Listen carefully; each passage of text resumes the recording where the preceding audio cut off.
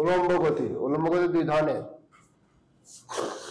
উলম্ব গতি দুই ধরনের, একটা হলো, আচ্ছা আমরা নিচে লিখি উলম্ব গতি।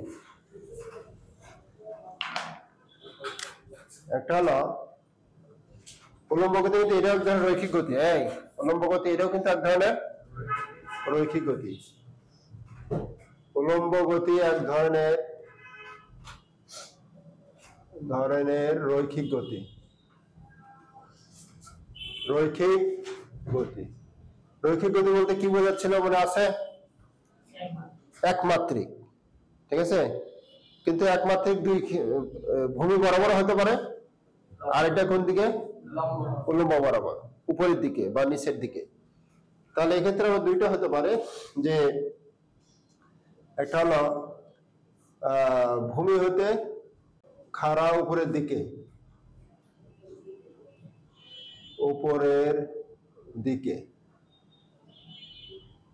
ভূমি হতে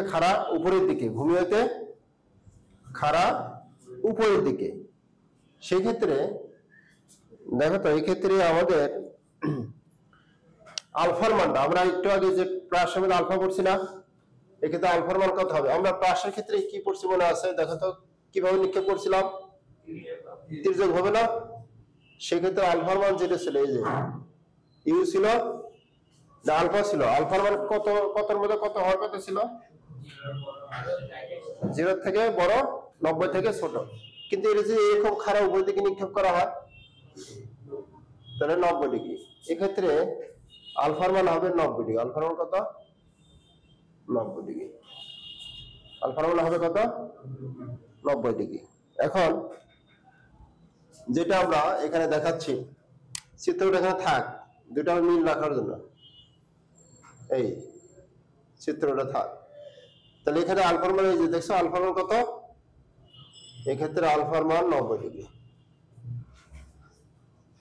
90 ডিগ্রি। তো সেক্ষেত্রে দেখো যে আমাদের ইয়ে কি ছিল, আমি সাইডে একটু ওটার জন্য করে দিচ্ছি। দেখো তো এক্স এর মান কি ছিল? দেখো ওই যে প্রাসের ক্ষেত্রে এক্স কি ছিল? দেখো তো, হ্যাঁ, ইউটি কজ আলফা, ইউটি। তাহলে এখানে এই ক্ষেত্রে কি হবে? দুই কলম ব্যবহার করতেছি, কি জানো, একটা মোটা আর চিকন। এই ক্ষেত্রে এক্স এর, এই ক্ষেত্রে এক্স কি হবে? দেখো তো, আলফার মান যদি 90 ডিগ্রি বসাই, cos 90 ডিগ্রি মান 0, cos 90 ডিগ্রি মান 0। যখন খাড়া উপরের দিকে নিক্ষেপ করতেছি, বস্তুটা কোন দিকে উঠতেছে? আনুভূমিক বরাবর। তার কোনো দূরত্ব থাকবে? তার কোনো ইয়ে থাকবে না। তাহলে x এর মান 0। হ্যাঁ, এবার u t minus half g t square. তারপরে কি ছিল? ভিএক্স কি ছিল বলো? U cos alpha. এখানে ভিএক্স কত? ভিএক্স কত ছিল? 0। ভিএক্স 0। তার মানে খাড়া উপরে যে নিক্ষেপ করবো, তখন বস্তুর বেগ শুধু কি থাকবে? ওয়াই অক্ষ বরাবর থাকবে, উল্লম্ব বরাবর থাকবে। আনুভূমিক বরাবর বা এক্স অক্ষ বরাবর কোনো বেগ থাকবে না। তারপরে ভিওয়াই কত ছিল মনে আছে? U sine alpha minus g t. তাহলে এখানে ভিওয়াই কত? কত বলো? ইউ মাইনাস টি নাই তো, তাই না? U minus g t. তারপরে আরো কি ছিল বলো? সর্বাধিক উচ্চতা পৌঁছাতে সময়, সর্বাধিক উচ্চতা বড় টি না? কত? টি সমান u sine alpha by g. Alpha মান কত? 90 ডিগ্রি। তাহলে কত হবে? U by g. এটা উত্থানকাল ছিল না? ওই একই উত্থানকাল। তারপরে উড্ডয়নকাল। উড্ডয়নকে কি দিছিলাম? টি প্রাইম কত হবে 2u বাই জি, এটা কত হবে টি প্রাইম 2u বাই জি, ঠিক আছে। তারপরে এইচ কত ছিল ইউ স্কয়ার বাই 2g, এখানে এইচ কত ইউ স্কয়ার বাই 2g। আমি পাশাপাশি কেন দিচ্ছি, নতুন করে মুখস্থ করা লাগবে না, ওটা দিয়ে এটা হয়ে যাবে। আর কি ছিল আর পাল্লার সূত্র কি ইউ স্কয়ার 2 বাই জি, তাহলে কত আর কত হবে, এই আলফার মান 90 ডিগ্রি তাই না, তো 2 গুণ 90 180, sin 180 এর মান কত 0, sin 180 এর মান কি 0, তার মানে আর হলো 0। উপরের দিকে উঠলে কি আর মানে বরাবর থাকবে, আর কোন দিকে x অক্ষ বরাবর না, তো ওইদিকে থাকবে না, তো এই তাহলে এটা হলো আমাদের ভূমি হতে উপরের দিকে নিকে, এটা হলো এই যে ভূমি হতে উপরের দিকে নিকে। এরপরে আচ্ছা এখানে হয়েছে না হয়েছে, আর 0 হবে, আর কোন দিকে ছিল বলো তো, এই যে বস্তু এইভাবে পড়লে এটা আর ছিল না,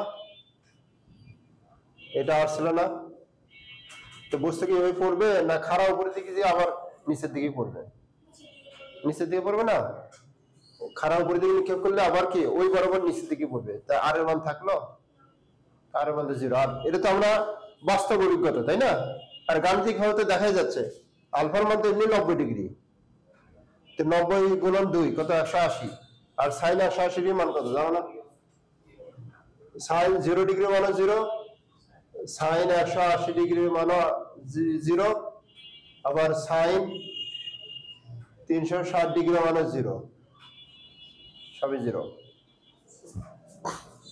আচ্ছা এরপরে এখন দেখো এই ক্ষেত্রে আমাদের একটা জিনিস দেখো, যে এই ক্ষেত্রে vx আর vy দুটেই ছিল তাই না, vx আর দুটেই ছিল, এই জন্য দুইটাই লেখা লাগছে, মানে v এর দুইটা অংশ ছিল vx, আর এই ক্ষেত্রে vx এর মান 0, তাহলে ওই প্রসঙ্গটা বাদ দিলে আমি x আর y দরকার নাই, শুধু এখানে আমরা v লিখব, কি লিখব vx এর এমনি 0, ওটা তো বাদই দিলাম, তার জন্য একটাই থাকলো, তখন y লেখার কি প্রয়োজন আছে, তখন একটা v লিখলে হবে, বুঝছো, অঙ্ক করার সময় শুধু কি লিখবো v, এটার সাথে তুলনা করার জন্য আমি দুইটা লিখছি, ওটা তো এমনি 0।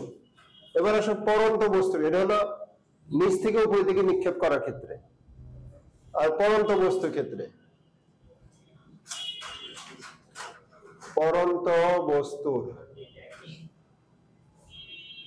ক্ষেত্রে যখন উপর থেকে একটা বস্তুকে পড়তে দেওয়া হয়, বিনা বাধায় পড়তে দেওয়া হয়, তখন তার আদিবেগ শূন্য হয়, কি হয় আদিবেগ। পরন্ত বস্তুর ক্ষেত্রে ইউ শূন্য, ইউ ইকুয়াল 0, আর এই ক্ষেত্রে কিন্তু ইউ ইকুয়াল নট 0, এই ক্ষেত্রে লিখে নাও ইউ ইকুয়াল নট 0,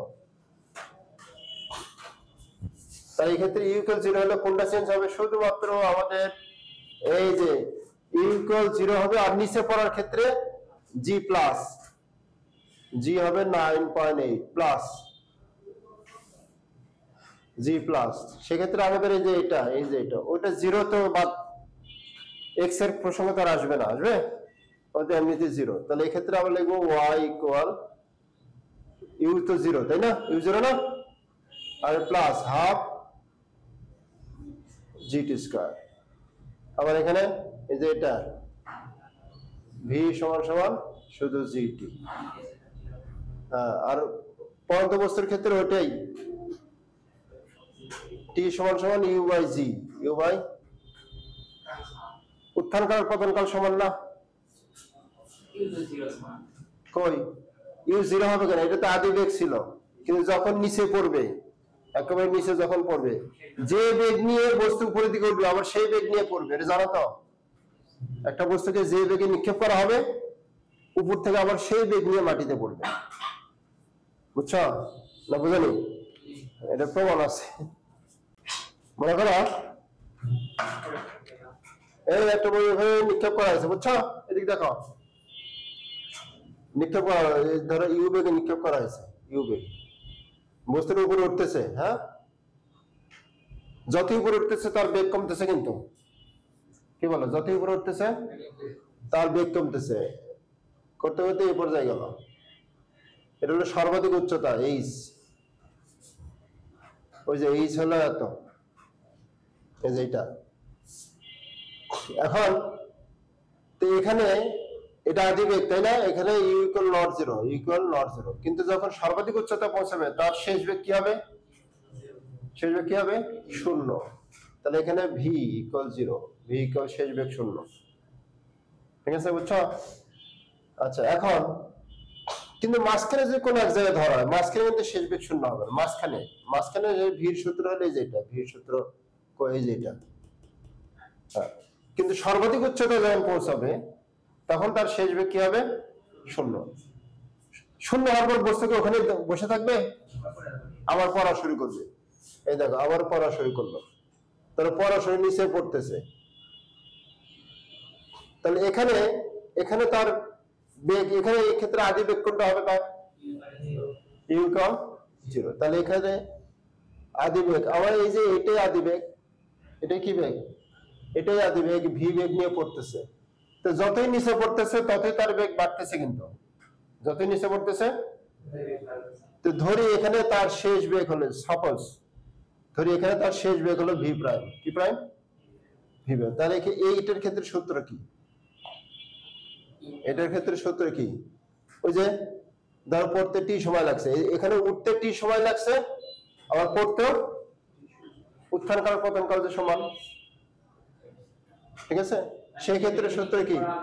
হ্যাঁ, সেই ক্ষেত্রে শেষ বেগ এই যে এই সূত্র, শেষ বেগ কি? শূন্য। শেষ বেগ শূন্য সমান সমান আদিবেগ কোনটা দেব? আদিবেগ ভি। আদিবেগ কি দেব? ভি প্লাস জি কি দেব? টি। কি দেব? টি দেব না? তাহলে বা এখান থেকে কি লিখবো? সূত্র কি? না, শেষ বেগ হলো ভি প্রাইম, শেষ বেগ কি প্রাইম, আর আদিবেগ তো শূন্য, আদিবেগ শূন্য না, এই যে আদিবেগ ভি শূন্য। তাহলে এখানে টি ইকুয়াল কত? বা T equal V prime by জি। তাহলে T equal V prime by জি, বুঝছো? এখন এখান থেকে আমরা লিখতে পারি যে ভি প্রাইম সমান সমান জিটি লিখতে পারি না? ভি প্রাইম সমান জিটি। আবার উত্থান কালের সময় কি লিখছি? উত্থান কাল কই? উত্থান কাল ধরি আমরা, উত্থান কাল উঠতে, এটা হলো পতন কাল, তাই না? উত্থান কাল পতন। তাহলে এটা ধরি আমি, এটা টি প্রাইম ধরি সাপোজ, আর উত্থান কাল টি সমান সমান কি লিখবো? কই টি যেন কই লিখছি?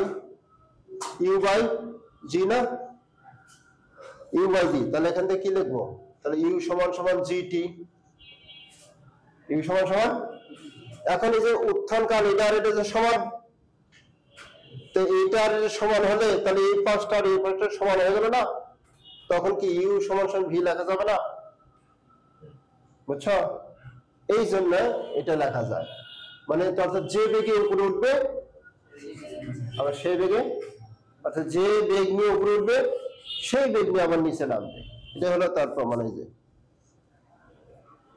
যে বেগ নিয়ে উপরে উঠবে সেই বেগ নিয়ে নিচে নামবে, অর্থাৎ ওঠার সময় যে বেগ থাকবে নামার সময় মানে নামার সময় মাটি যখন পড়বে তখন, নামার পর তো শূন্য হয়ে যাবে নামার মুহূর্তে আর কি।